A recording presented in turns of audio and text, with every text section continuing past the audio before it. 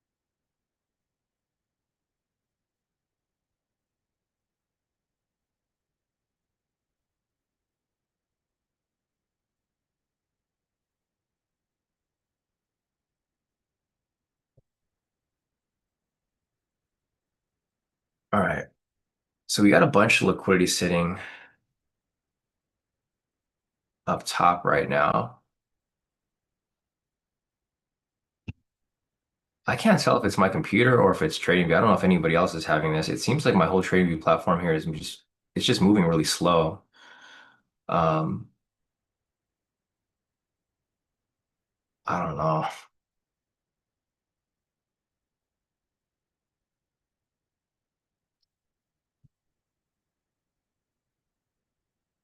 I mean, it might be my computer at this point. Here's the thing. I've been running the back test. I think this is what I have to do. I got to close the extra windows. I mean, because I'm running the back test on like four different windows here. You guys can see all the stats. And I think it's slowing down my trading view. So I'm gonna close a couple of these. Close that one, close that one, close that one. Okay. And I'm also gonna close this one here. Okay. It might have just been me. Where's that? Yeah, okay. I just had the back test running on like five different screens. So it might have just been my screen here.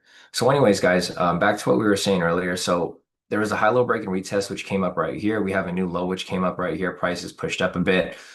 We have a new high, which is currently pending. So it looks like price here may start to consolidate around this lower end right here.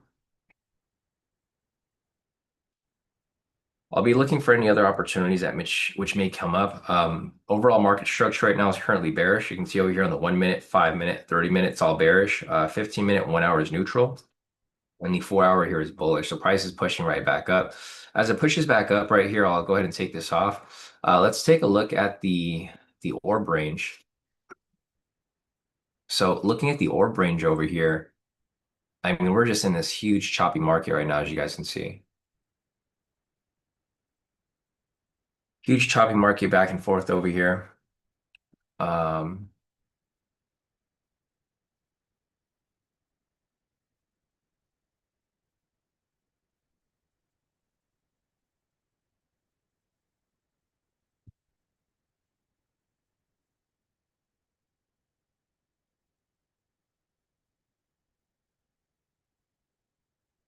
Jonathan actually made profit on that breakout. Did you pull out early, Jonathan? So Jonathan took the breakout over here. He actually locked in 500. I'm assuming he got out early. Probably when he saw that crazy chop happening right there on the open. So the thing with the open there for the breakout, guys, I could have easily pulled out for profit because we were pretty heavy in profit at one point, right? We were in profit about, I think, like 30 to 40 points.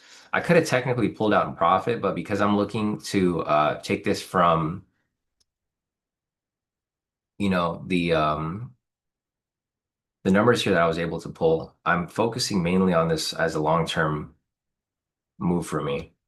So I'm not going to be moving my stop loss in profit, but nice work over here, Jonathan. He actually locked in profit on that breakout. I took a small loss, 25 points, not a big deal. Um, but yeah, solid work on that, Jonathan. Posted his profits there. It looks like price here is now starting to just range within this middle point. I think this is going to be the mid-range point. This price continues to bounce along. If you guys are looking to take entries here, obviously, you know, the bias right now is currently bearish. So I would probably aim for buy or for sells if you guys are looking to take entries. The next opportunity for continuation here would be down from the bottom.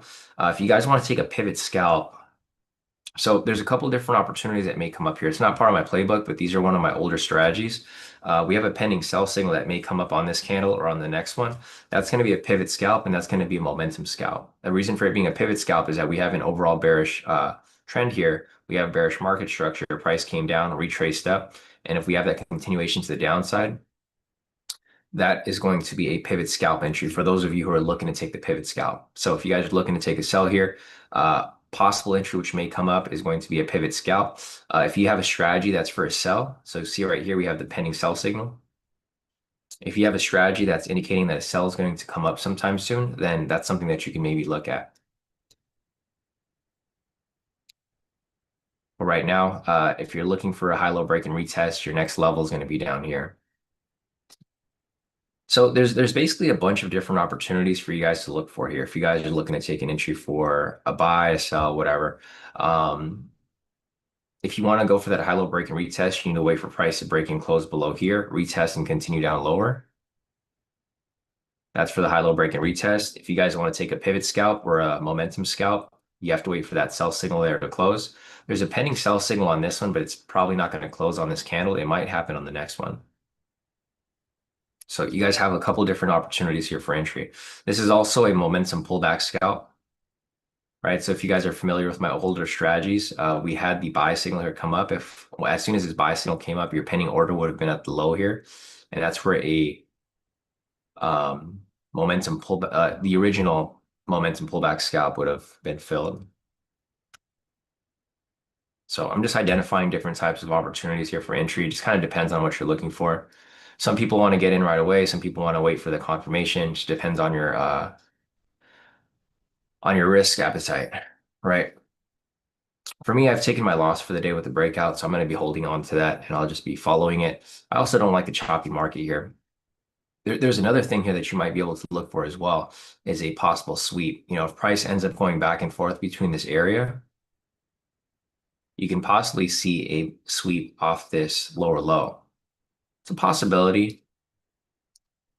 Right here, we have that pending sell signal, which again did not close. So there's no entry there yet. But if it does close, possibly on the next one, that could be entry for a sell.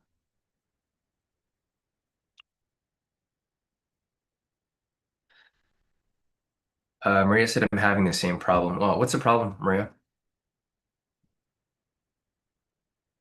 Are you having a problem with TradingView?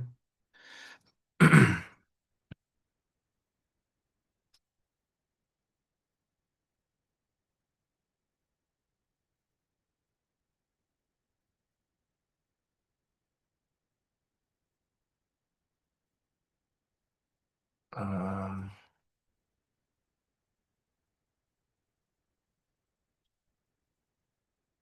I forgot how to take someone off the ban list on Discord. Ed, I'm gonna figure out a way how to get you off the ban list. Okay, server settings.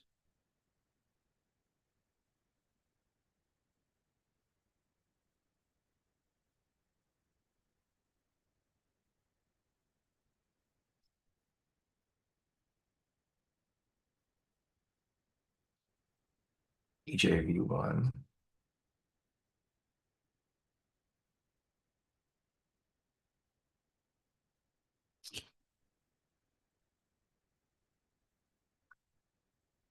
Okay. So, Ed, I think you're still on here, right? Just here, I'll put the link for the Discord in the chat. You can just click on it, rejoin. There you go. Took you off the ban list, so you should be good.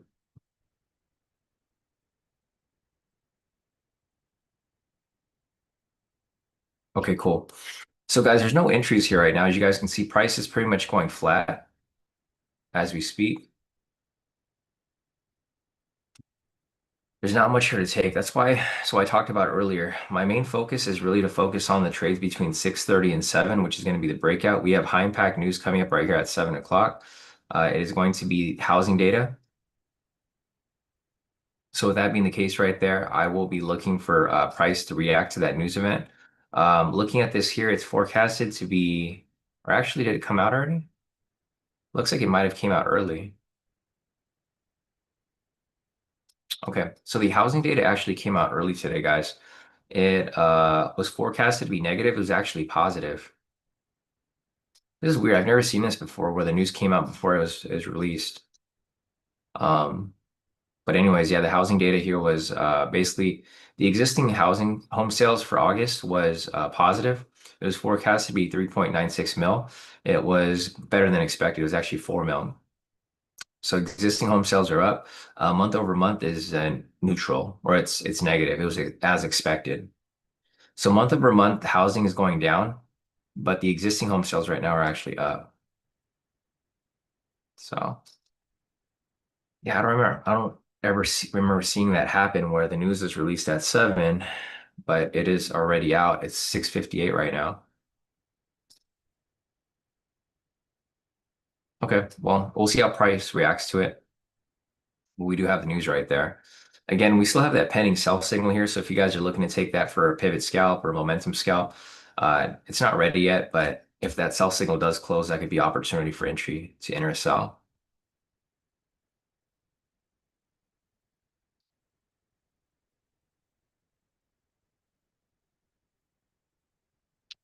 Baroxy currently using structure stops. Do you think it's something you can look at during the back testing?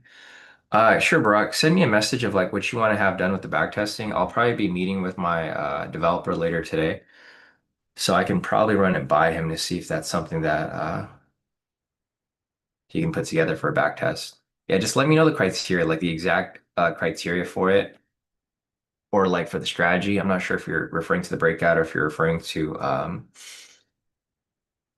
another strategy,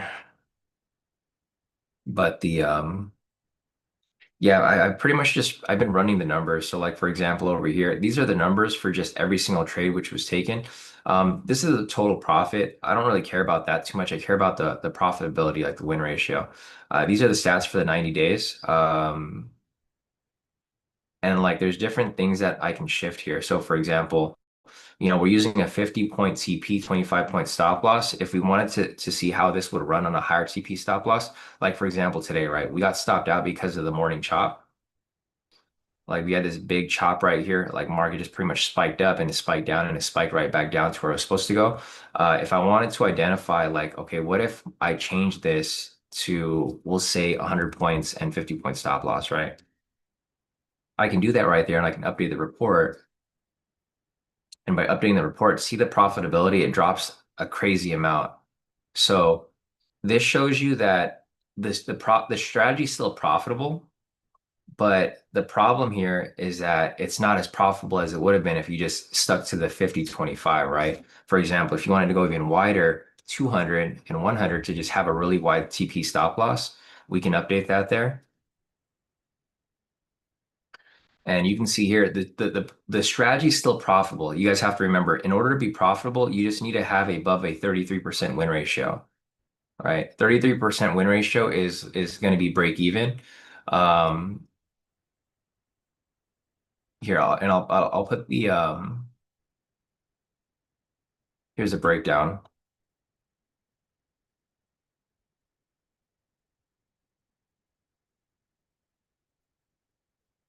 I've pretty much done the math behind it. So this is the math behind it. Basically, to break even, you need to have a 33.3% win ratio, right? At 33%, your winners are going to exactly offset the losers. Having a 40 to 45% win ratio is a good, solid win ratio. It's steady profitability if properly sized. If you have above a 50% win ratio, this is excellent. You're compounding aggressively. This is why I'm saying this is where my risk is going to change, right? Once I'm able to recoup and make a certain amount of profit, then I'll be scaling up. And then having a 60% win ratio for a 1 to 2 is very, very rare. It usually doesn't happen with a 1 to 2. You can have it maybe with a 1 to 1, but not a 1 to 2. Um, and this is why I'm okay with taking every single trade that comes up because if as long as I stay above a 33% win ratio, it's going to yield me a profit regardless of the fact. One thing that I was looking at maybe was maybe a 1 to 1, a 50-50. Kind of curious to see what the numbers would look like here. So the 1 to 1 actually works really well too. If you want to do a 50-50. It's actually a really, really high win ratio, but it's then again, if you're going to be doing that, it's not going to yield as much profit. Here, I could just do the math real quick. I'm going to set this for the year. See, this is pretty cool because I can pretty much set everything exactly how I want it. So January 1st until today, the 25th, or I'll just do the 24th. This day's not done yet. Okay. So yeah, looking at this right here, this is the profitability for doing a 1 to 1 risk reward for 50-50. It's not super great. It's only a 58% win ratio. So looking at this right here, this is a 50-50 TP stop loss. These are the stats.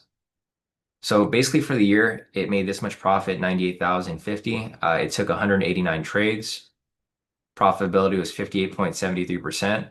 It's still good. I mean, you're going to be in profit regardless of the fact. But for me personally, I like to have something like higher, right? I want to have more of a here, let me see. I'll do this first real quick. I'll just do the math here to show you guys what the numbers would look like.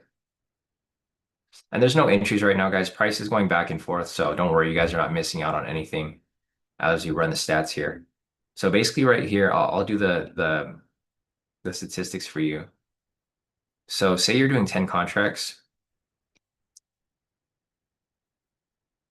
So 111 wins times 50. That's going to be 5,550 um, points. Losing trades, 78 times 50. So to do the math here, you're going to do 5,500 minus 3,900. This is going to be how much profit you'll make at the end of the year or for this year so far. So if you're going to do 10 contracts, right, 10 times 5 times 100, 1,600, it's going to be 80,000 profit. That's if you're doing a one-to-one here, right? Now, let me change the settings a little bit. So this is how much profit would be made on one account applying the breakout every single day for this year, regardless of the filters. This is how much profit would be made. Now, this right here is for the 25, 50, 25. So same amount of trades, 89 trades. The trade analysis over here is so 98 times 50, which is going to be 4,900 profit with regard to profitability, and then 91 losing trades, 91 times 25. So 2,275. So 4,900 minus 2,275. And then we run the same equation here for this number. 10 times 5 times 2,625. See, the profitability is way bigger if you do a 1-to-2 versus a 1-to-1. 1-to-1, you'll make 80,000 for the year so far from January 1st up until today. It's September 25th. But if you were to trade this with a 1-to-2, you make a bit more, 131,250. So it's a big difference there. You know, you do this and you multiply this by 20 accounts if you're doing Apex or whatever. That's how much profitability should be by the end by this year so far.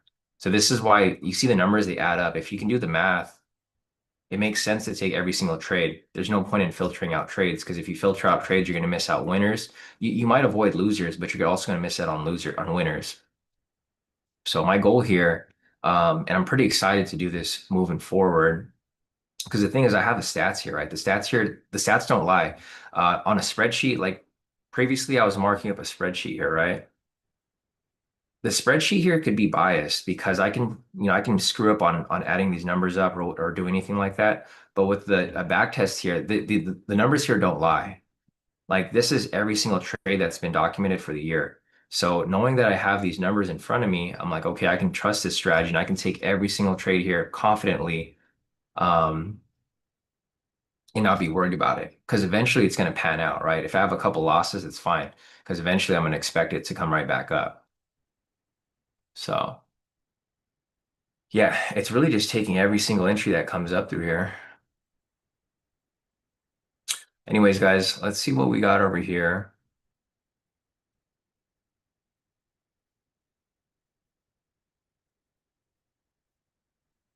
So the price over here pushed through. There was an MPS V2 and there was also a high-low break and retest. If you guys took that right there, it looks like Sam caught it. It was, I mean, I personally wouldn't have taken it because the overall market structure wasn't overall bullish. But yeah, if you were taking that right there, it looks like Sam caught it. There's price breaking close past this lower high, retested right here, and it's currently running to the upside. I mean, I wouldn't take it because there was no confirmation of bullish direction yet. It looks like Sam, he probably went for like 15, I'm assuming. Yeah, because it only pushed up about 24 points. So I'm assuming Sam here took it for 15. This doesn't mean it's not going to push up to the 40, but like I mentioned earlier, it's just too risky for me to take directional moves during a choppy market.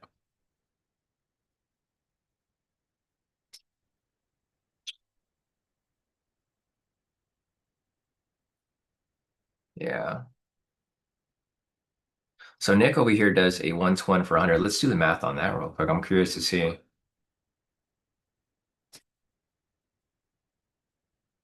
And these are just the trades for the year. I mean, I can go back further, but market changes. So like you'd have to make adjustments to the TP stop loss.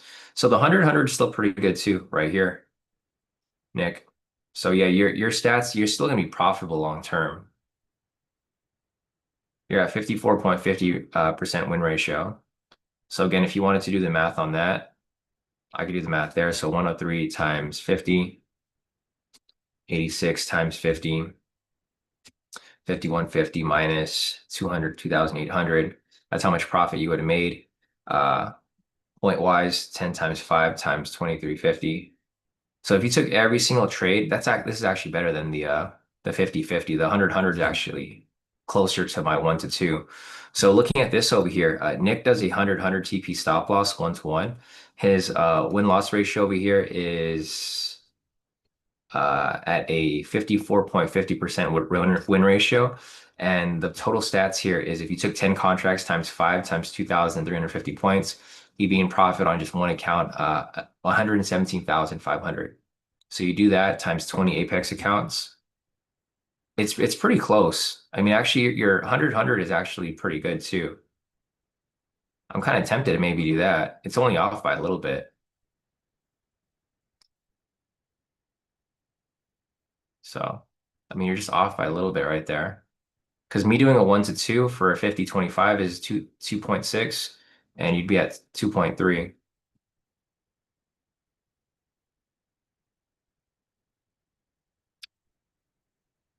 Frenchie. Yeah, I think Frenchie, you're Nick, right? You're the other Nick. Yeah, Rob, I think Frenchie's actual name is Nick, right? Because there's Nick Yick, and I think Frenchie's the other Nick. The Nick that's in Bali right now, right? Or I might be wrong. If it's you could correct me, Frenchie, if you're not Nick. But I'm pretty sure you're the other Nick. All right, guys, price is pushing up right here. There's no confirmation of push up yet, but looking at price right now, we may have confirmation here if price breaks past the Asia low. So right here, price is broken past the opening price. If you guys are looking to take this right here, this could be a possible sweep, but my overall directional bias here is probably going to be bullish long term. I obviously think price is going to correct back up. You guys can see we're down at this chop here earlier this morning. Let me see if there's market structure here that I can mark up so that you guys can be aware of like where price may possibly bounce from.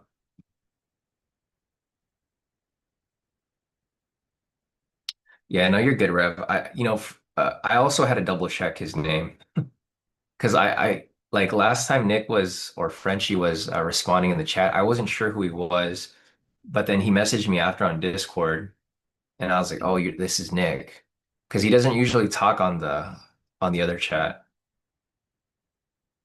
So you're good, Rev. I know you're probably referring to Nick Yick, right? The other Nick that's usually active in the chat. All right, so we got market structure over here, guys, and then market structure down here. We got price pushing up higher. We have a couple imbalances here which came up. They're not really, they haven't been confirmed yet. There is an imbalance right here, actually, though. Where is this imbalance at? Okay, let me clean this up real quick. There's a small imbalance which is right here,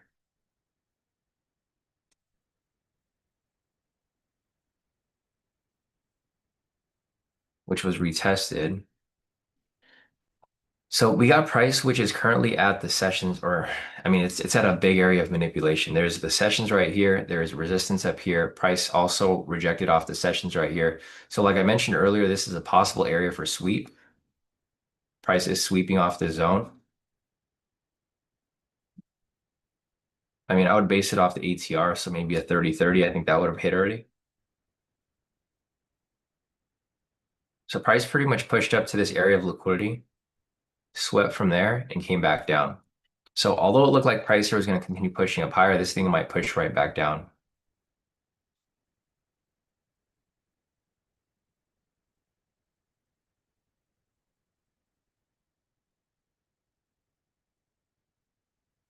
Yeah, Solange said I had a feeling the 100/100 would be good, but the trade could literally take hours. Yeah, because it doesn't always push 100 points.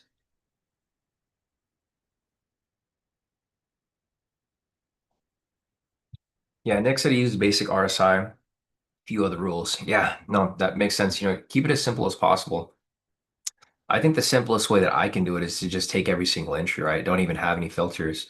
As long as the numbers here show me that the trade is profitable, then in a situation like that, it doesn't really make a huge difference for me.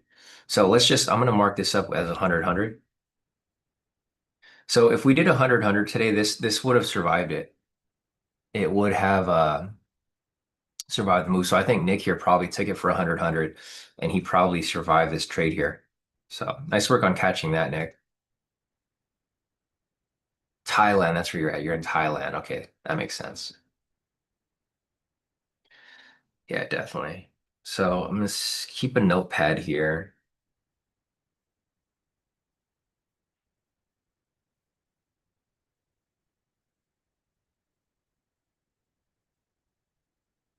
Yeah, so from the stats and the data here that I looked at, guys, it is now I'm kind of curious. So I want to see the what the drawdown is looking like for 100.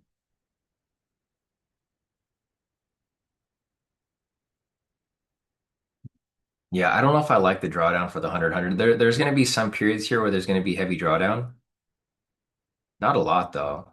So I have all the trades here, basically all the trades listed from January up until today. So January 6th to 8th, there was three back-to-back losses, but before that, there was two back-to-back wins. Three back-to-back losses here, January 10th to 14, and then a nice win streak right here. Yeah, no, I don't know if I'd be able to stomach the losses here, guys, for the 1-to-1 for 100. Long term, the profitability would be great, but yeah, there's gonna be a lot of periods here. It looks like there's a lot of drawdown period, and it's gonna take a long time for me to recoup the losses. So for me, preferably, I'd rather do the 1-to-2.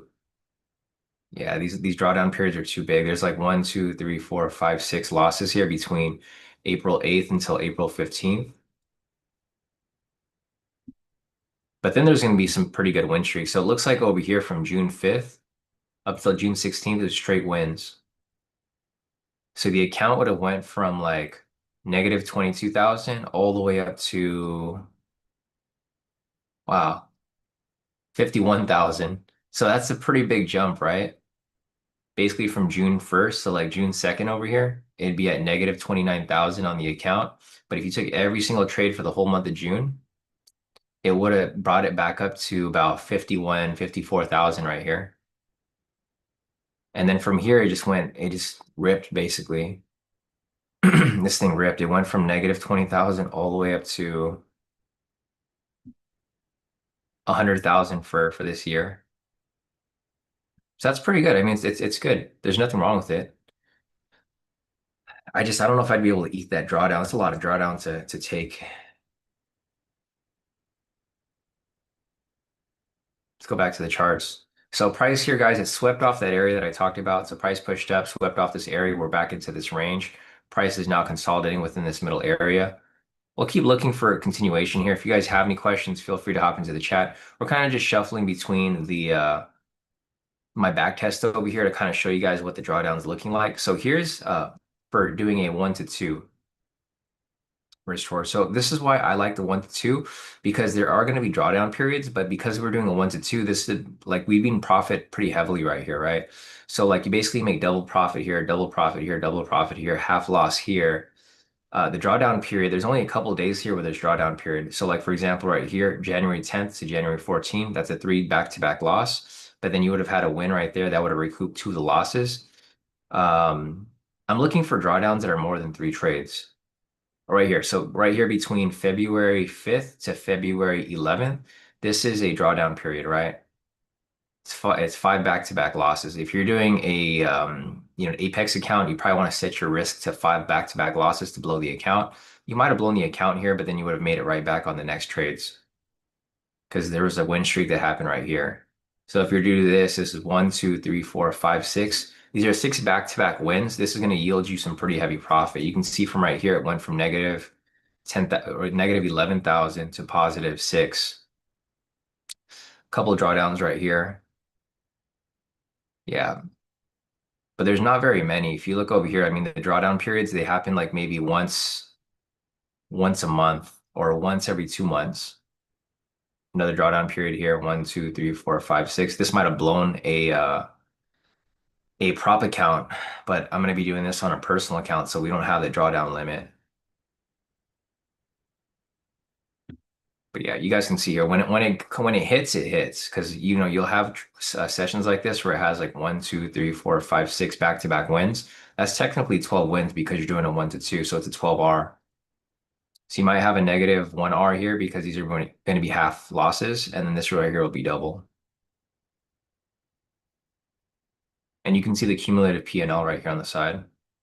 So if you guys are curious and you guys want me to run the numbers specifically for like your account, like if you're doing a personal account, um, I can put all those settings in here. I can put your contract size, I can put your account size, and then it'll give you a proper yield on like where your account should be. Um, Anyways, back to the main chart. There's nothing going on here. Price pretty much pulled right back below.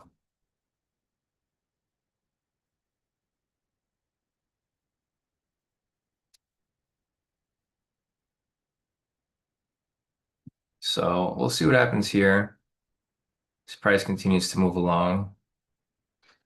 So let's see. Barack mentioned change of character, right? Price is bearish, making lower lows, higher lower highs. Yes. So looking over here, well, there's a change of character to the upside. So I see the change of character happen right here from this lower high. So right here, price is bearish, and then it mitigated that bearish confluence as it pushed up right here at Barack. So I see a change of character to the upside right now. Price is currently retesting an imbalance. So there's an imbalance right here. Price basically broke the imbalance, retested. So there's two things that may happen here. Price is currently at the imbalance. Price may break and retest it, continue up higher, or price may push down, mitigate this imbalance, and continue dropping from here.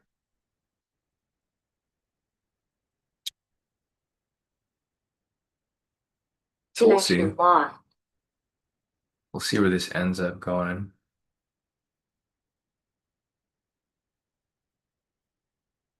Yeah, it's long GC. Definitely want to see the breakout numbers for, yeah, let's check 75.75. Yeah, if you guys have any specific numbers that you guys want me to see for the breakout, with regard to TP stop loss or even time frame, I can look it up for you. Um, I'm really looking to define my edge where it's going to be as profitable as possible long term. So this is a 75.75. So looking at this, it's actually 75.75 is a lot better to Longy. I think you pretty much hit it spot on with that one right there. I'm going to add that to my list actually. 75.75 is on point. So the win ratio here is a lot higher. Um, the profitability is higher too. So it's a 56.61% 56.61% win ratio.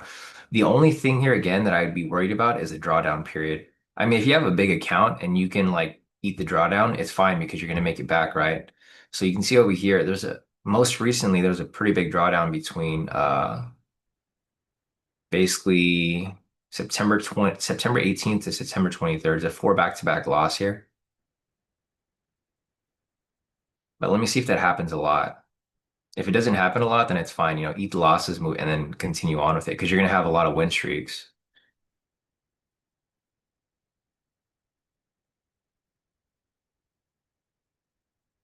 Yeah, no, I don't think the win ratio here is good enough for me. I mean, the profitability is good, but yeah, you're gonna eat some losses here. See, I'm looking for there to be the least amount of drawdown period.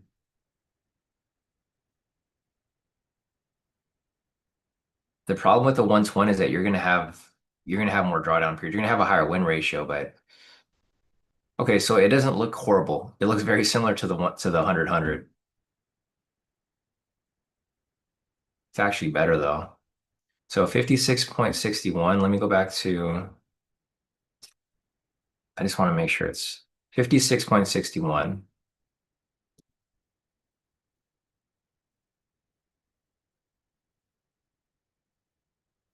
Okay, yeah. So the 75 is better than the 1 to 1, but it's still not better than the 50-25 here. Here, let me get the numbers for the win ratio for a 1 to 1. Just feed it into ChatGPT real quick to do it for me.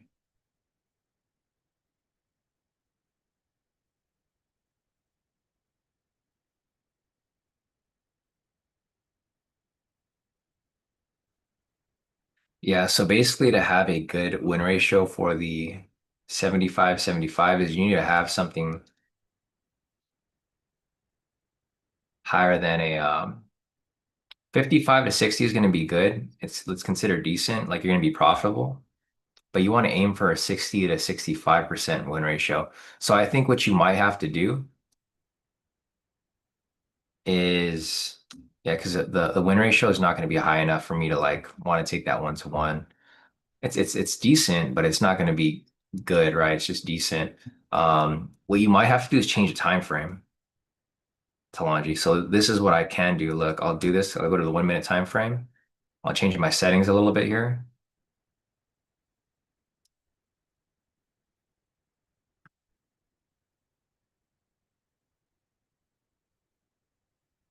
See if it updates. No, it still wouldn't be profitable. Maybe the 5 minute.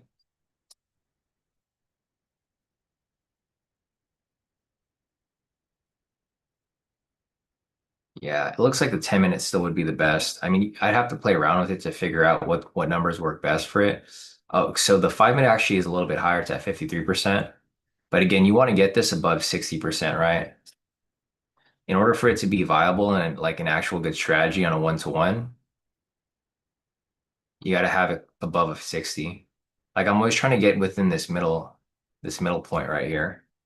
Let's go back to the 10 minute. But yeah, if there's any numbers that you guys want me to see, if you're curious, like a different time frame or you're curious, different TP stop loss, just let me know, guys, because it's gonna help me. If you give me the good numbers here, you give me the good parameters to use for the strategy. I might even use it myself. But I think a 1 to 2 here is still gonna be best.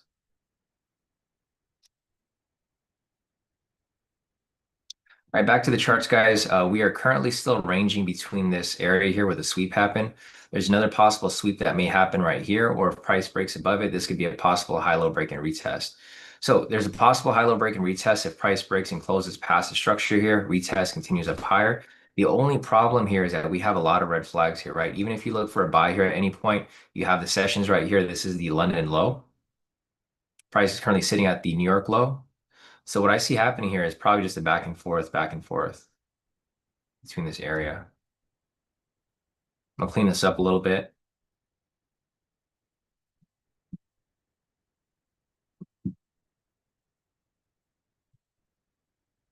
Yeah, it's just price going back and forth between here.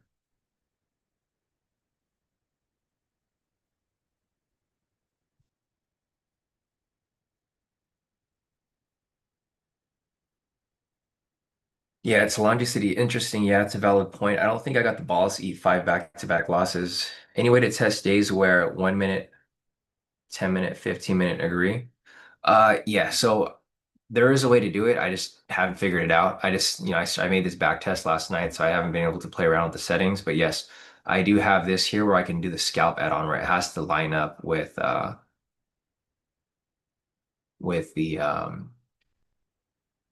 time frames like you mentioned.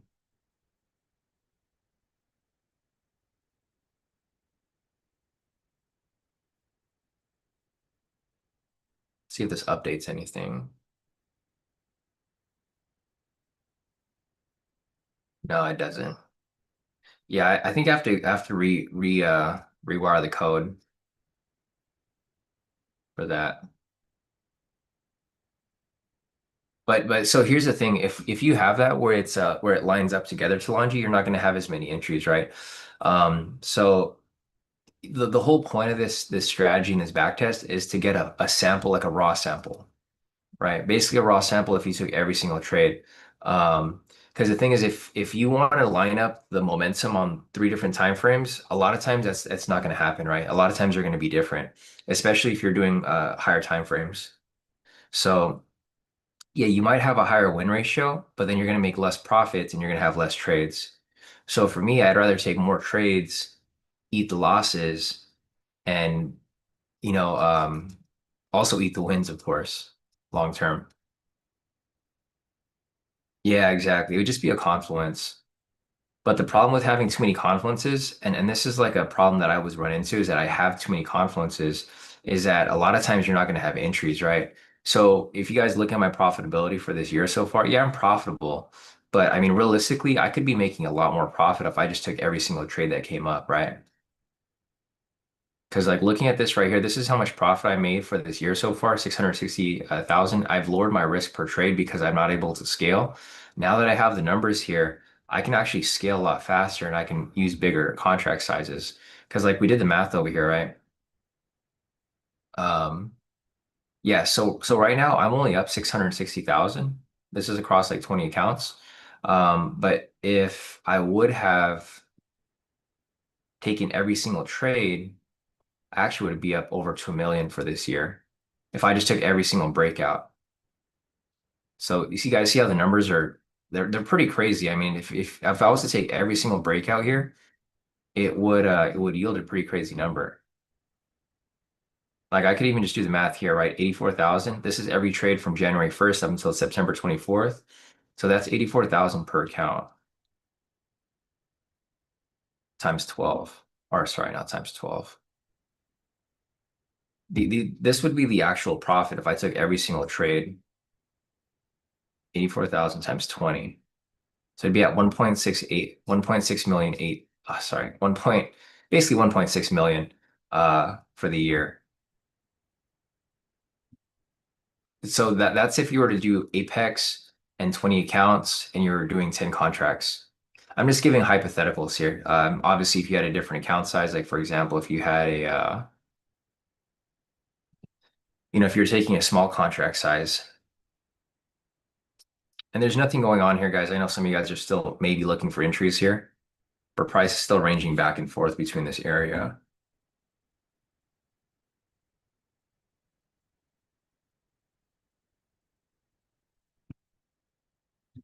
Yeah, it's Laundry said, wow, never thought a 25 stop loss on the breakout would ever be good. I know, me too. I was against it because it was really tight, but the thing is, when you break down the numbers, it makes sense, right? Like, yeah, you're gonna have a lot of losses, but the numbers are pretty crazy. I mean, if you just add it up, and the thing is here, like these numbers don't lie because it's actually plotted on the chart. So for example, here, if you wanted to see all the entries, so if you wanted to see all the breakouts, you could literally see them on the chart every single day. So for example, here, this is the breakout from today. It was a loss, of course. This was the breakout from yesterday. This was a breakout from the day before that. And it literally has every single breakout on here. So yeah, I mean it's pretty interesting to see. I'm kind of curious now to see how it would look like for last year. So I have the stats here from January 1st this year. I'm gonna go to January 1st of last year,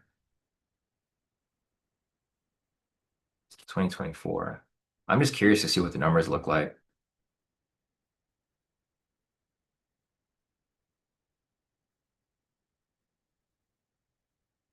So it's a little more skewed here, obviously because there's a lot of data. But here I can do the math here again. So this is if you took every breakout from January 1st, 2024 to September 24th, which is yesterday. So basically 217 times 50, 231 times 25. So 10,850 minus 5775, 5,075 points. So 10 times 5 times 5075. So this is how much profit would have been made per account if you traded the breakout every day last year up until today. It's 253,750 times 20 accounts. It's a crazy amount of profit. And the numbers show here that these are the exact trades which would have came up. So you guys can see like I'm able to scale a lot bigger.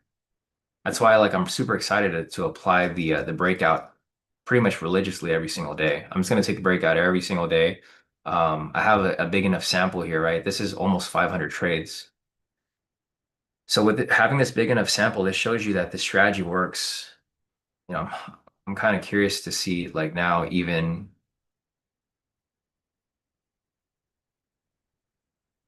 like even in another year before that, 23.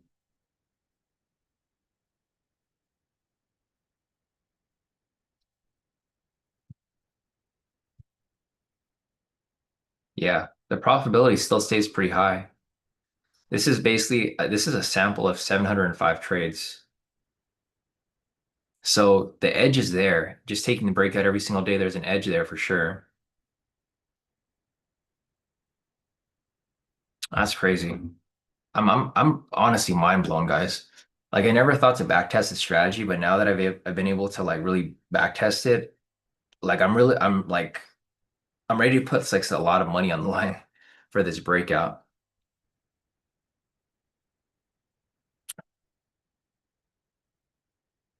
And I think what I'm gonna do is I mean, we're pretty late into the year, so I'll probably start to document it a little more, but I'll probably document it uh starting next year. So starting January 1st next year, I'm going to document every single day um, the breakouts because I want to see it real time how it how much profit it yields. Let's see, Talanji said 25 100. Let's try it. I mean, you might be onto something, Talanji. As funny as it sounds, you really might be onto something for sure.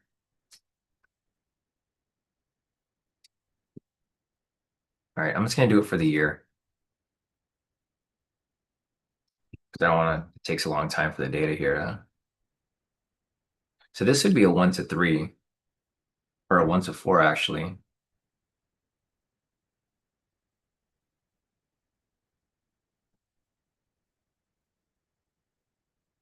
This would be a 1 to 4, right? Yeah, it'd be a 1 to 4.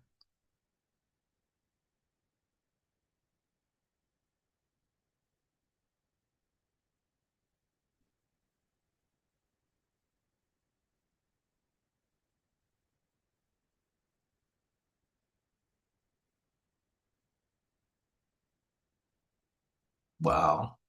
This profitability is actually crazy high, Solange. I mean, I'm glad you're giving me these numbers here because this is almost unicorn status with with this here. Um, yeah, it's crazy. The edge on this is going to be insane. So yeah, bro. I mean, I'm going to keep playing around with the numbers here, but okay. So this is considered a good win ratio for a 1 to 4. So basically, the profitability here is 38.62%. That's gonna be very strong. So like, but yeah, if I can get this up to 40%, that's like literally unicorn status right here. This is at this point the expectancy is massive. Here, let's do the math on that. I'm like really curious to see what the number, and this is just for this year. And this is all hypothetical, guys, but the numbers here are real. They're not made up numbers. You're gonna have a lot more losses here. So 73 times 100, 116 times 25. So 7,300 minus 2,900. That's 4,400 points. So 10 times 5 times 4,400. That's 220,000. This is actually the most profit that we were able to find uh times 12 basically. That's 2.6 million. It's going to be very similar to like the initial number, but yeah, it's just a little bit higher. So initially it was 2.625. This is 2.640. It's a little bit higher. Yeah. Solange said, yeah, let's try this the 75 now. It might be the sweet spot because I think the 100 might be too far out. Here, now let me get the numbers here for 1 to 3. All right, let's go back to the chart real quick. Price is still ranging here, guys, so don't worry. You guys are not missing out on anything. We're just doing some back testing right now during the downtime. Oh, damn, this is crazy. Okay, you've this for sure, I think will, I mean, it's close to it, but it's still not unicorn status. I mean, so here are the numbers for 1 to 3. Basically, anything above 30% is profitable. 35 to 40% is a very solid win rate. 40 to 50% is excellent, which is basically 40, we're at 47% here. And above 50% is going to be elite. It's very, very rare. This is like literally unicorn status to get something like that. Um, the profit here is a lot more too. So let's just do the math on that real quick. This is getting me even more excited because shit, wrong number. This is getting me more excited because I'm like, damn, thinking about the profitability that we can make, like literally just taking the break out every morning. Okay, so 89 times 75,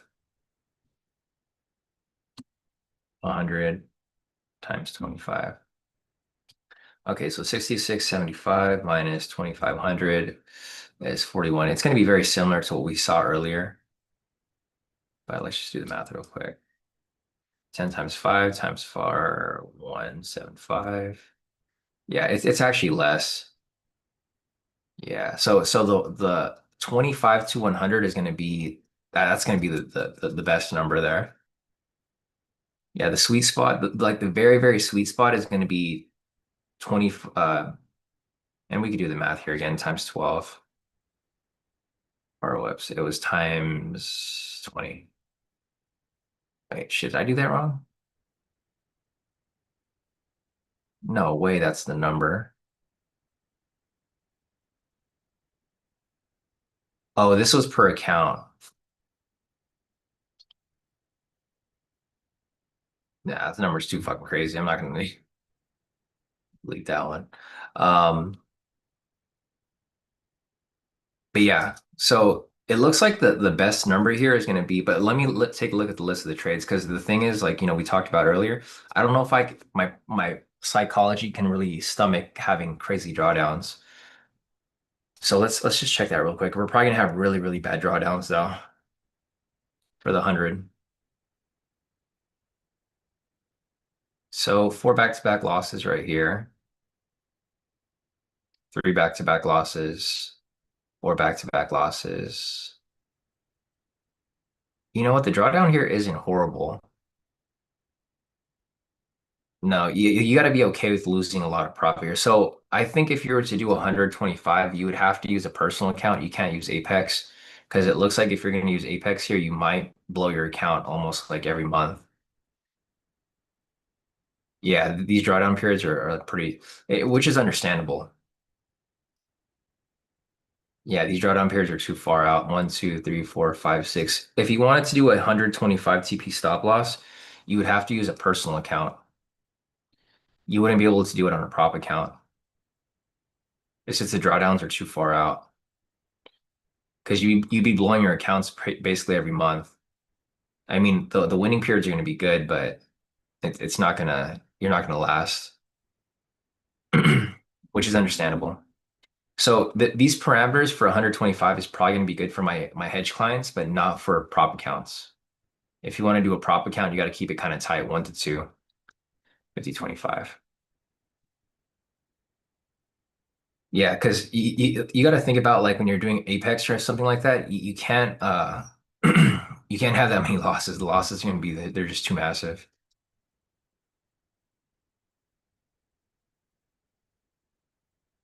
Yeah.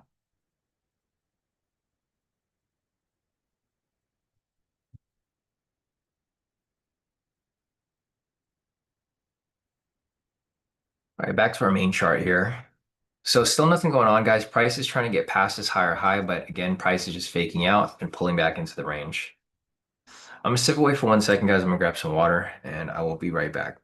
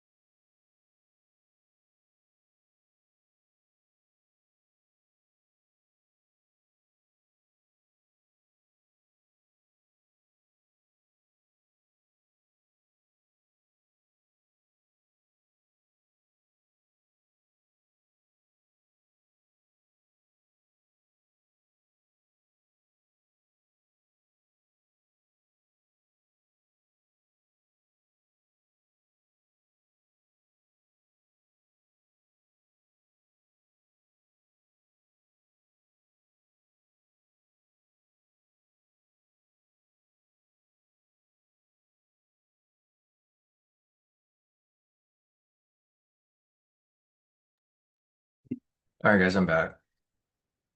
So there's not much else happening here, guys. I mean, looking at the main chart here, price is still ranging between the imbalance and the resistance up here, or the sessions. I mean, whatever you guys want to consider the area for balance, but this is like an area for sweep. If you guys are looking to take sweeps from the imbalance would be good. If you're looking to take sweeps from the top, obviously sweeps from this extreme over here would be good. Looks like Sam here caught the sweep. So nice work on catching that right there, Sam. This upward sweep there. Um, Yeah, Lod said adrenaline rush each morning. Yeah. The crazy thing with the breakout is that it's been a year-round strategy. So I know you're kind of new to the group a lot, but we've been applying the breakout since 2020. So since COVID. I mean, during that time, the adrenaline rush was even crazier because the market volatility was so high. The thing with the stats over here, guys, is that I'll be refining the stats pretty much all year round. So like, what we did over here, and I was kind of playing around with the TP stop loss and the time frames. I'll be adjusting this to make sure that my edge is going to be as strong as possible all year round. So right now we're using a 50-25 TP stop loss. I'll keep like basically every day I'm going to be playing around with the numbers here and then keeping a spreadsheet on like what the numbers are looking like so that I can be sure exactly what TP stop loss I should use for the breakout and then what time frame I should be on. Because I'm always going to look to refine my edge to make sure that I'm making the most profit possible. Um, because market's going to change, right? Like during COVID, we had very, very extreme volatility. So we were using a 150, 150, which is pretty far compared to what we're doing now, right? Right now it's 50, 25. That's like a quarter of what we were risking before. But that was because that was the type of market that we were trading in back then. So yeah, I mean, I'm pretty excited for a lot of you guys here because I mean the profitability is going to be pretty crazy. It's going to be pretty crazy. And it doesn't matter what size your account is, right? So like right now I'm doing 10 contracts. If you're using like a 50K account, so let's just do the math here. So if you're doing a 50K account, you're probably going to do a 5 contract size. And I'll just show you what your profitability would be this year if you applied the breakout pretty much every day. So this would be your profitability from January 1st up until September 24th. So that'd be 42,000 in profit, right, per account. So you do that 42,000 times 12, 20. This is how much you could probably be making on a small 50K account for the year so far, which is pretty good. I mean, even with a small account, that'd be pretty good. And then from here, you just pretty much recycle these profits and then move it to your personal account, and then that's where you'll scale. That's what I'm doing. So I'm using the 50K accounts just as like is basically cash flow for my actual live account, which is my personal money. Let's see. Question from Sam. Sam said, "Did you remove holidays from the back test?" No. So that's one thing that I looked at. We take a look at that right now, actually. So that's one thing too that's going to improve on the win ratio because the problem is it takes trades every single day. You can't avoid holidays. I mean, I just have to pull it out myself personally. I think what I might do next is, and I'll do this later, not on this live session. I don't want to take up all your guys' time here. But what I'm going to do is I'm probably going to pull this data here because I can export this as a CSV and then I will go through it.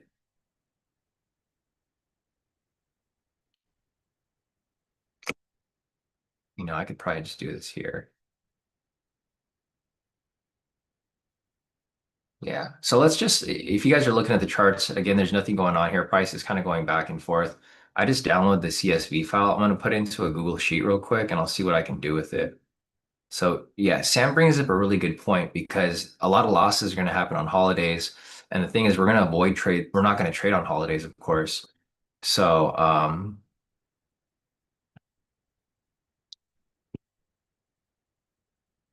so let's see if I could get this thing on here.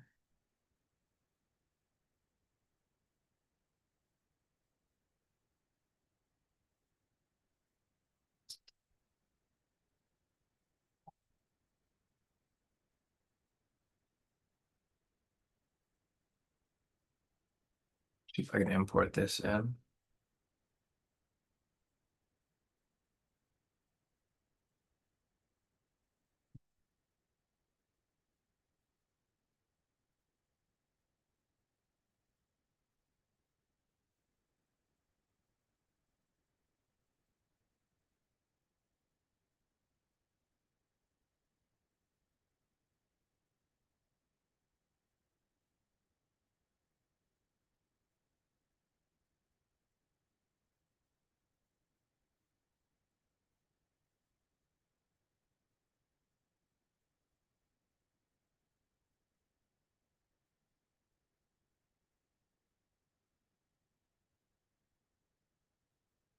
Um,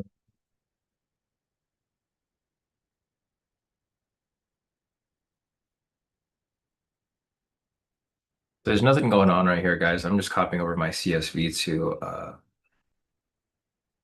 to my Google Sheets. Let me see if I can.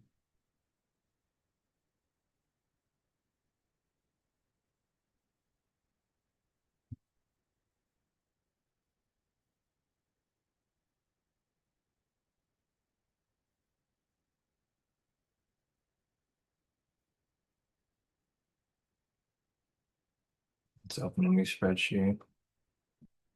I don't know how to convert this stuff over. I'm pretty sure it's easy, but just not familiar with it.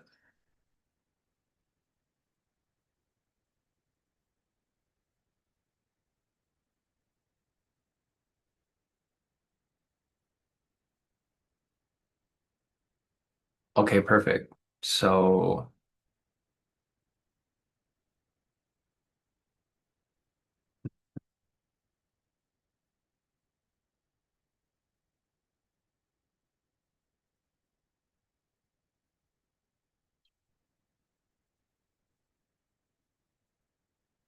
the data here is good, but it's going to be some work on my end. So I'll probably do this once we get off the live session, guys, but I do have the spreadsheet over here. I'll try to get this done properly. Um,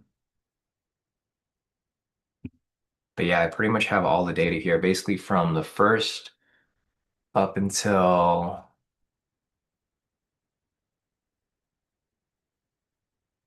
yeah, because there's going to be certain days here where like the trades don't actually lose.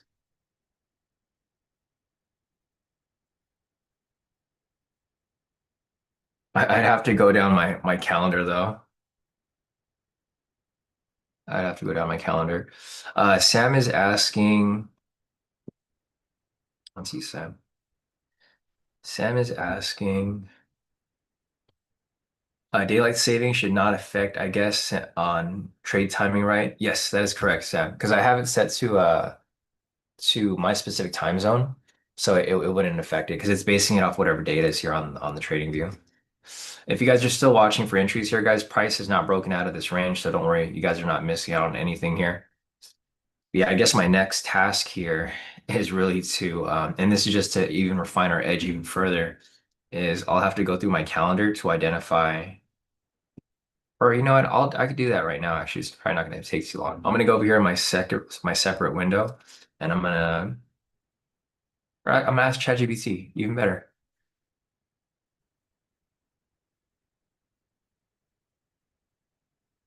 You are a professional futures trader. Provide a comprehensive list of holidays.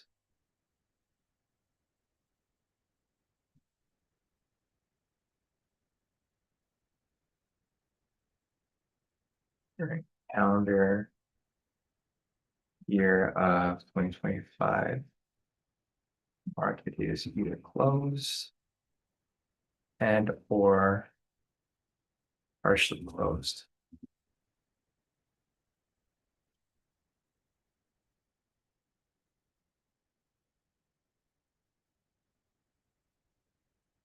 Oh,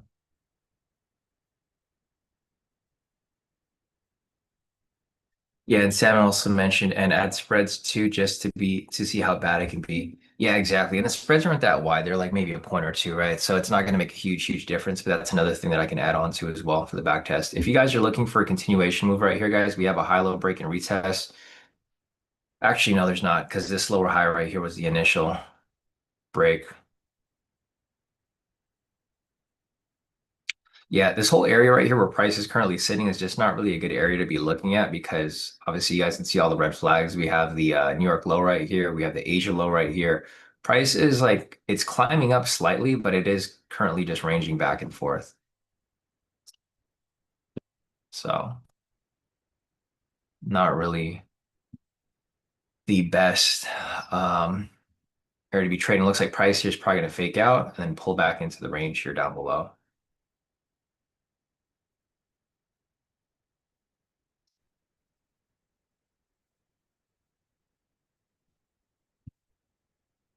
But yeah, this is the spreadsheet, guys. So what I'm gonna do here is I'm gonna mark up the days where there are news, and then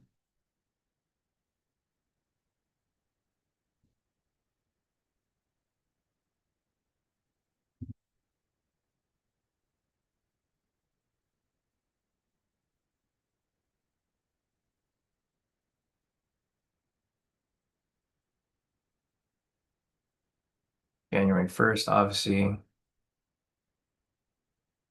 All right, so there's nothing going on right here, guys. What I'm gonna do right now as we wait is I'm going to mark up certain days here. But there's 20th is MLK Day.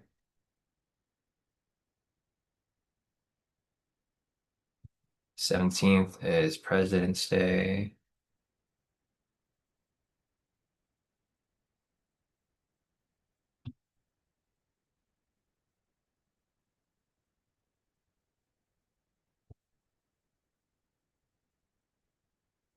April 18th is Good Friday.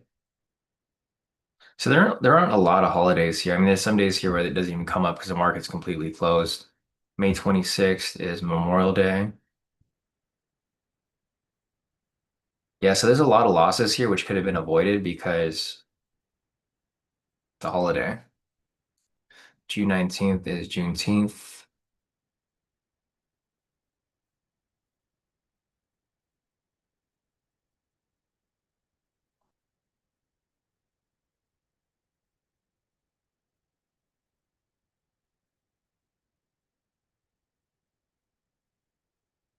July 4th, 4th of July.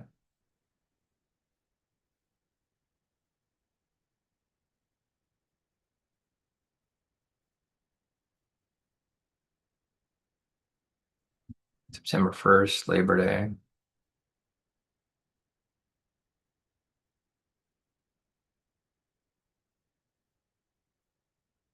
Okay, so yeah, looking at this here, there's actually a couple of trades here which would have been avoided because of the news, or not the news for the holidays. So like one, two, three, four, five, six. One, two, three, five. All right, one, two, three, four, five, six. So basically six losses here would have been avoided. That bumps up our win ratio actually a little bit higher.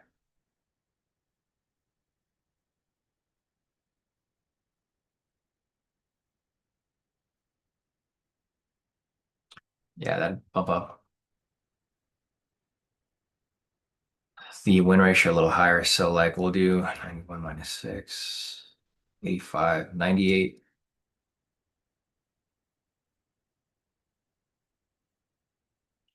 plus 85,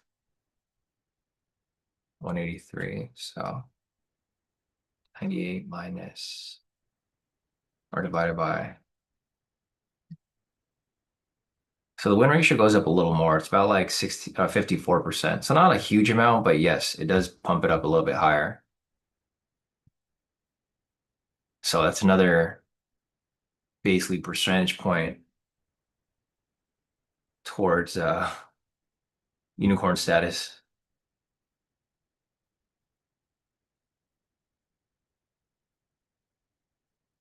Yeah, we'll see.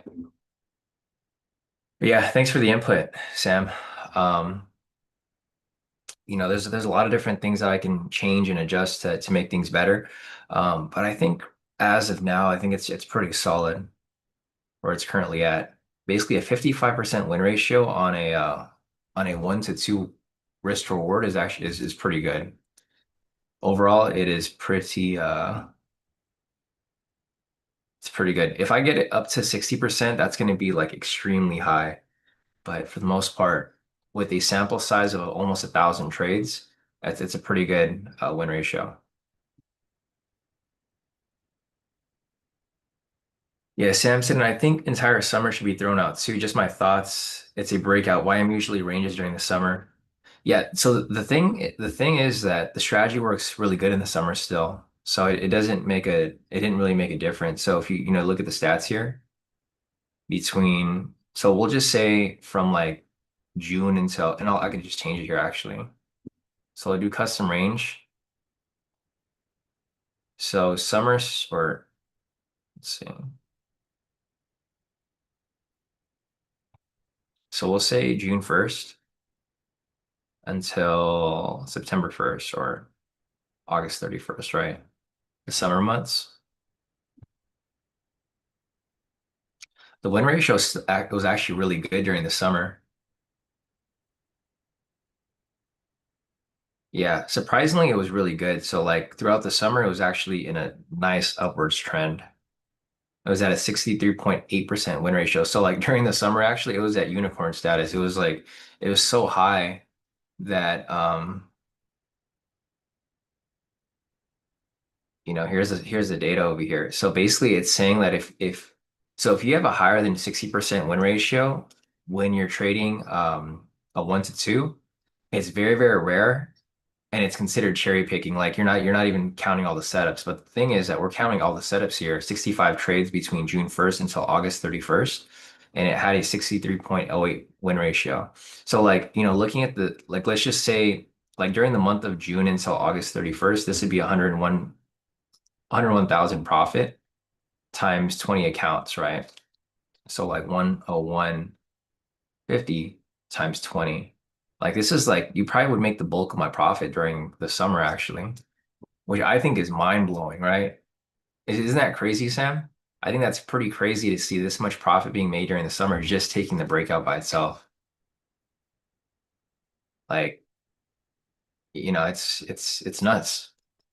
It's pretty crazy and it's pretty exciting. I mean, if you guys aren't excited about this, I don't know what to be excited about because this just shows you that there's a lot of profit that you guys can make just taking the breakouts every morning. Like you don't even have to look at this is what kind of screwed me up these past couple of months, right?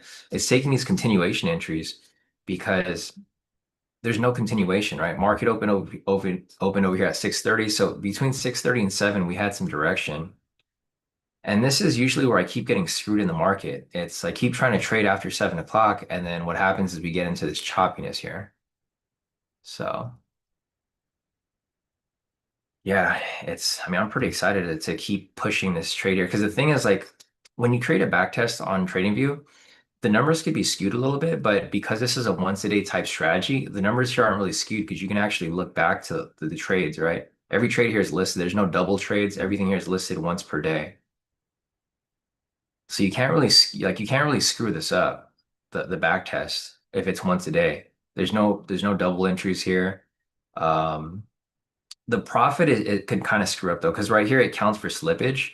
So I would never base your profitability off the total P&L. I would base it off the profitable trades. So what I do here is I basically calculate the winnings, I calculate the losings, and then I multiply that times the contract size and the actual profit loss that was made. So yeah, Sam said, yeah, this is magic. I know it's funny because you always joke around about it, right? You always say how my breakout is magic. I mean, this is literally magic in front of my eyes. The thing is, I didn't know how powerful the breakout was until I actually did the back test. Because I try to do it by hand. Initially, we were trying to do the spreadsheet, right? We try to do this, but dude, this would take me forever for me to do every single month. So what I did is I just created the back test script here, and the backtest script gave me all the numbers. So I don't have to do any of the work. I just type in the numbers here. I type in, whatever my TP stop loss is, whatever contract size I want to use, whatever time I want to set it to. Um, and it pretty much just spits out the data for me. So it is pretty interesting. Josie, can you test it to avoid Mondays? I find my back testing Mondays are usually the day where losses are more likely. Yeah, I could do that. So I'm gonna have to do it outside the live stream, Joe, because I have to create a new script for it, or I have to just recode it. It's not. I should have that set up on there. I'll probably. So if you guys have any ideas to like add to the list, let me know, because then I'll just give it to my developer, and then I'll have him produce code where we can add that into the settings here. Because he can pretty much do anything here. I mean, it's pretty crazy what you can do with TradingView, guys. TradingView is actually very, very it's very easy to add things and remove things and try to find your edge through here. Um, I mean, we could just look down at the list here as well. So we had the spreadsheet here, and if we wanted to just calculate for Mondays, um, I mean, I wish it had the date here, but I guess I can pull up my calendar. If you guys have any questions, feel free to hop in the chat. There's nothing going on right now in the chart, so there's nothing that you guys are missing out on. Here's the main chart. We're back in this range again, so nothing's really happening here. It's actually after 8 o'clock, so there's not really much here for me to look at or take. But I'm gonna hang out for a little bit because I am curious to see, what other edge we can add to this. Um, to add to our criteria, of course. So here, let's see. Now I'll just go from here. It's probably easier. So the sixth. And I'll just color this orange so we have an idea of like what's a Monday here. Or I'll color it a different color like blue. There we go. 6th, 13th.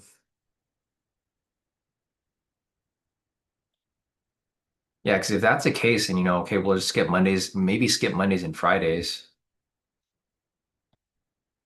I mean, Mondays are usually worse, but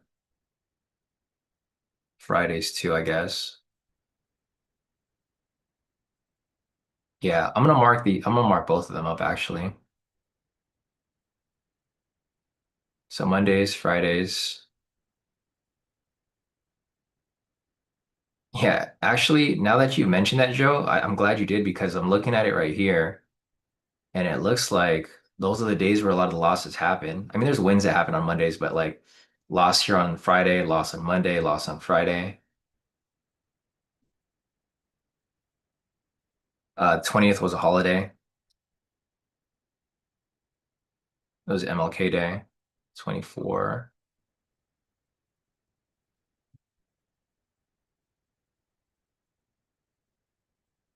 But if there's a lot of wins on these days, then probably shouldn't avoid it. Probably should just take the trades and eat the losses when they happen.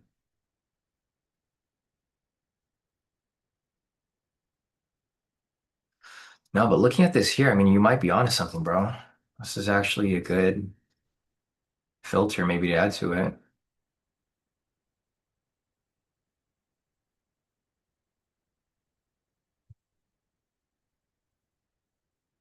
Yeah, I mean, doing like all this stuff here now is really just number crunching, guys. Because the thing is, we know the edge. It's really just going to be number crunching it.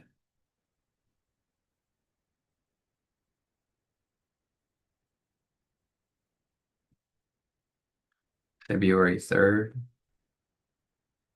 And then I'll probably, at some point, I'll probably go ahead and have my developer include this on here. But I mean, doing it by hand here is kind of interesting to see how it plays through. Yeah, so there's a lot of losses here that are being avoided just by taking off Mondays and Fridays.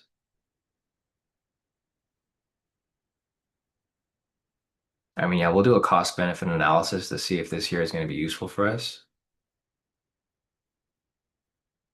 I mean, it's looking like it so far. There's like a lot of losses here which are being avoided.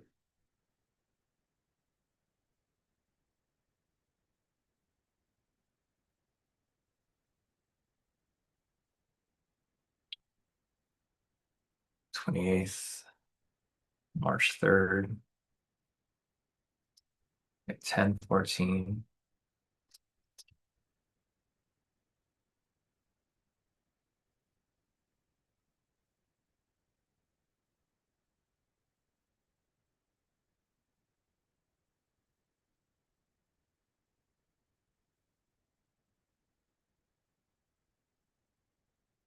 Um, let's see. Sam said 6:45, 7 a.m. news can affect.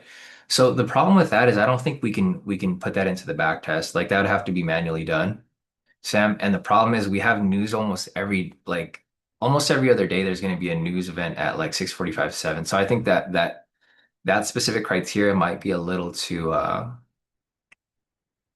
it might be a little too tight for us. I mean, I'll see if I could do that. Maybe, anything any ideas that you guys have, I'm all ears. So I'm actually going to add this stuff to my list for my developer. Include avoiding certain days. For example, Monday, Friday. Include avoiding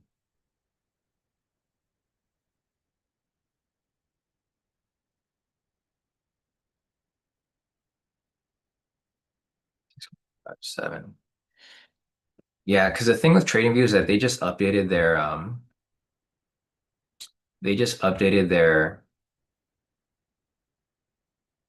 news calendar, which is a little more accurate, but it's not by any means great.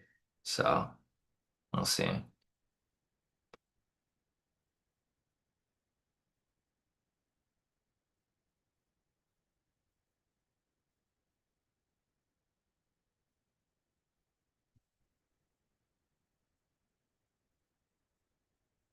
21,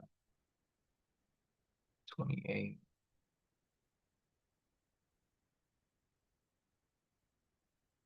I can just color this one color because I just realized that the Mondays and Fridays, they're right next to each other.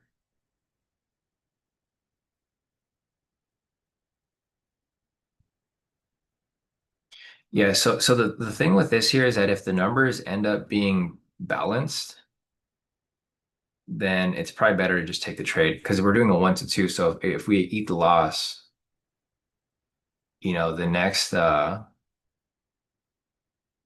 the next criteria is like you might as well just eat the loss and then make it back on the next trade. So I'm looking at this here. It looks like it actually might be better to just take every single trade.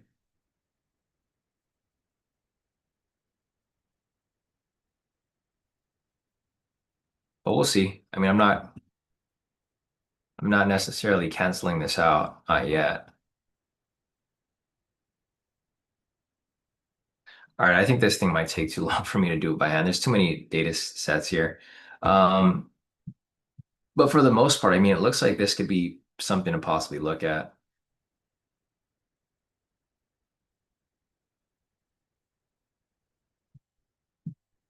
Um,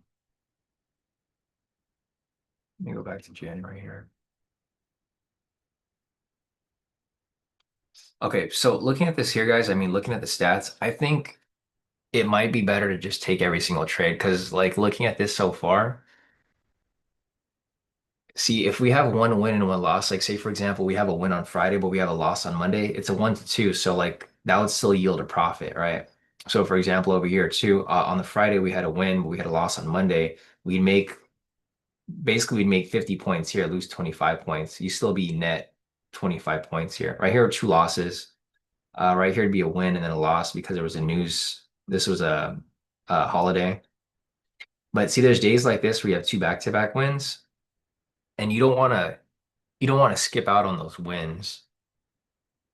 Yeah, because I'm looking down here, guys. It looks like, there's gonna be a lot of weeks where there's gonna be one loss, one win, but the one loss, one win is still gonna yield a profit. So you want to be able to scoop up those profits when possible.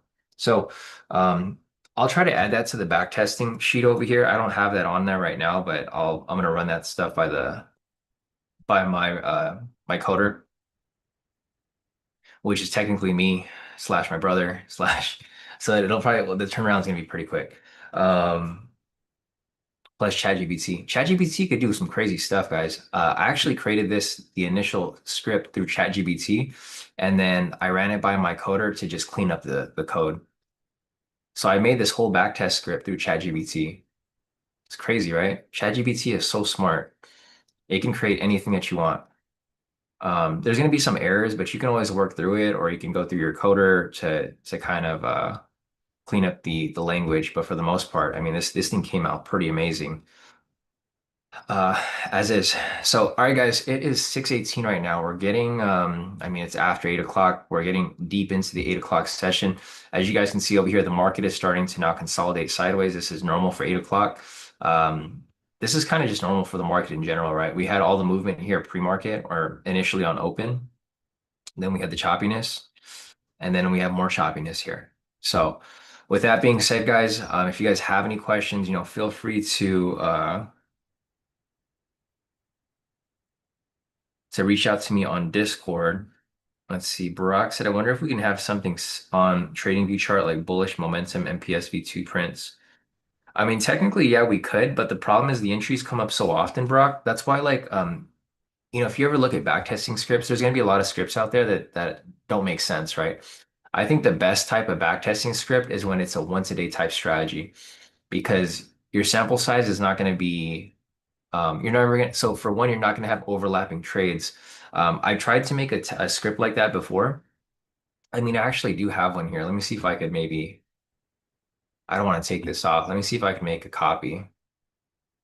Let's just open this real quick. So I had a script for that for like, say, for example, the high-low momentum, right? I think that's what it was.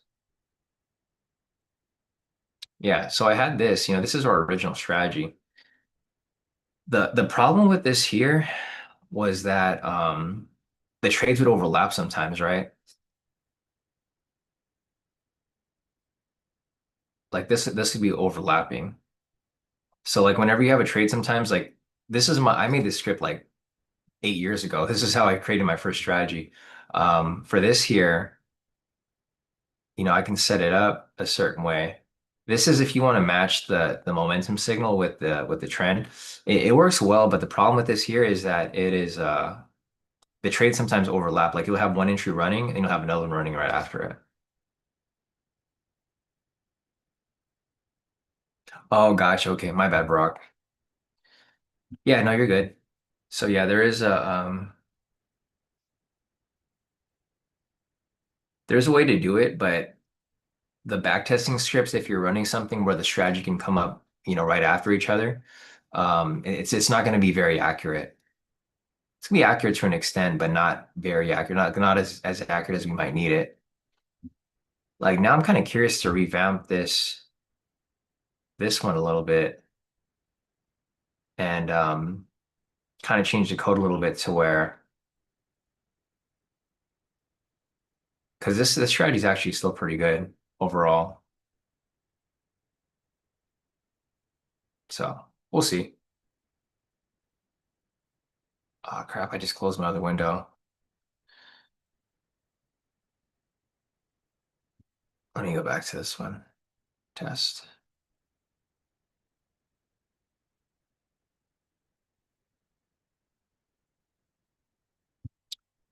Let's see. Sam said criteria of buys are more winners or sells. Yeah, I have the criteria right here for that as well. So looking at the trade analysis,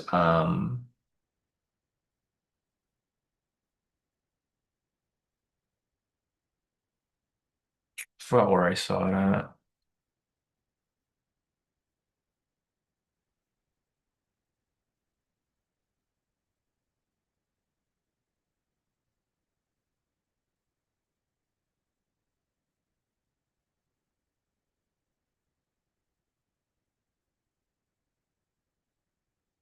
I forgot where I saw it at, but I think there was oh yeah, here we go. So longs and shorts.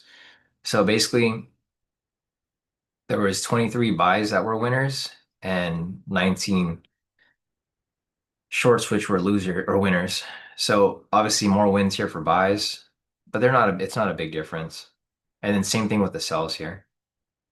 So yeah, the criteria is in like I know what you're looking for, Sam. I look for the same thing. I try to see if mainly buys are winning, then just take buys. If mainly sells are winning, just take sells. But they're pretty split. So I don't think that's gonna be a good criteria to add on to there. But all right, guys, I think this might be it. If there's any other questions that you guys have, feel free to hit me up on Discord. Barack said the setup we've been talking about is based on change of character, just retested and hit 30 and still going on. Yeah, so with that right there. In order for me to create that tool, Brock, I need to figure out the logic to identify change of character, right? I know it's a change of structure, but um, I need to figure out the logic to like put it into code because I do have a tool here. So I do have a third-party indicator which shows me, the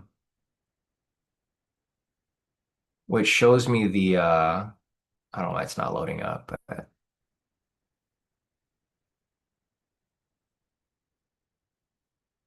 yeah, that shows me the change of character, but I don't have their code. So I might have to look up like code that's already available so I can kind of work off their code. But we'll yeah, I'll look at your messages on Discord and then I'll talk to you on there. But all right, guys, I think that's it for the day. If you guys have any questions, feel free to hit me up. Again, we went over the breakouts for the this year and for the long-term period. Super excited to apply this every day. I'm excited to eat the losses too, because the thing is like the data here is going to show that even though I eat losses, it's going to recoup. So I'm excited to run this breakout pretty much every day for the rest of the year and then every day for next year and pull live data from what we are able to yield. So, all right, guys, I think that's it for the day. If you guys have any questions, feel free to hit me up on Discord. Otherwise,